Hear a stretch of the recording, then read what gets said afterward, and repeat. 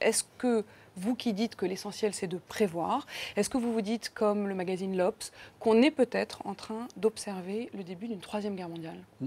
Sans vouloir toujours ramener à ce qu'on a écrit soi-même, mais j'ai écrit ça il y a très longtemps, dans un livre qui s'appelle Une brève histoire de l'avenir et qui a motivé l'exposition dont vous avez parlé tout à l'heure. J'ai dit qu'une troisième guerre mondiale était en train de germer. Mais vous la prévoyez pour 2035 dans Oui, votre ouvrage, si j'ai absolument, bien lu. Vous disiez absolument. qu'effectivement on allait vers une troisième guerre mondiale, mais en Absolument. 2035. Est-ce que c'est pas plus tôt que ça, c'est-à-dire maintenant? Maintenant, on n'en est pas là. Maintenant, il est évident que nous avons quelques risques. Nous avons des risques parce que les armées russes et les armées américaines peuvent se croiser, soit dans les pays baltes, soit en Syrie, parce que l'armée chinoise et l'armée américaine peuvent se croiser sur la mer de Chine et qu'il y a des risques d'escalade, un peu comme dans la crise de Sarajevo qui a déclenché la Première Guerre mondiale par engrenage d'alliances. Donc les risques sont là.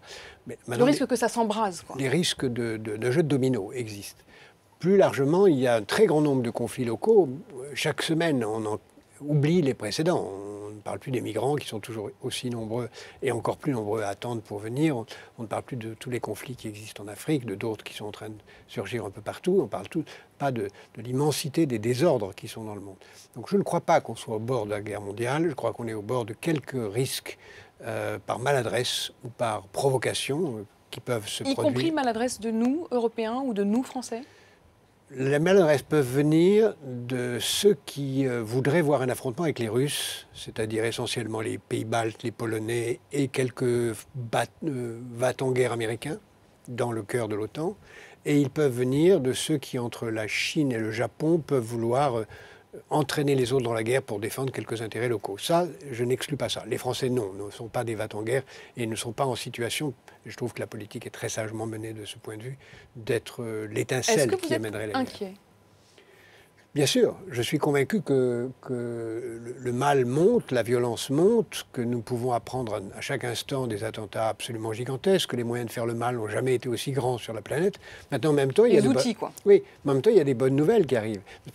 Toute la question est de savoir si on va être capable de mettre en place un état de droit planétaire. Moi, je dis jusqu'à un gouvernement mondial. Parlons au moins d'un état de droit qui empêcherait la guerre. Alors, on voit un état de droit qui est en train d'apparaître. La décision portée par l'OCDE de mettre en place un contrôle fiscal mondial est une énorme décision qui est vraiment un début d'état de droit. Ce n'est pas dans le domaine militaire, mais c'est dans le domaine économique et c'est très, très, très, très important.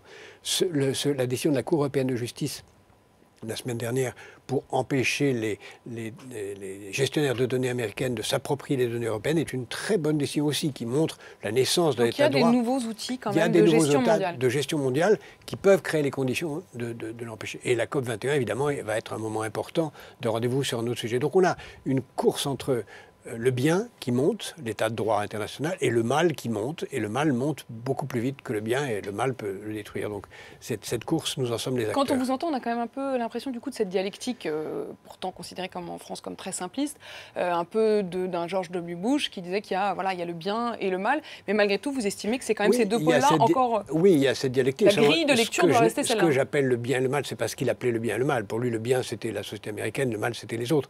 Pour moi, le bien, c'est un état de droit planétaire qui n'est pas l'affirmation de la souveraineté américaine, mais la souveraineté d'un état de droit démocratiquement décidé par tous. Et le mal, c'est le chaos, le désordre dans lequel les Américains sont souvent partie prenante.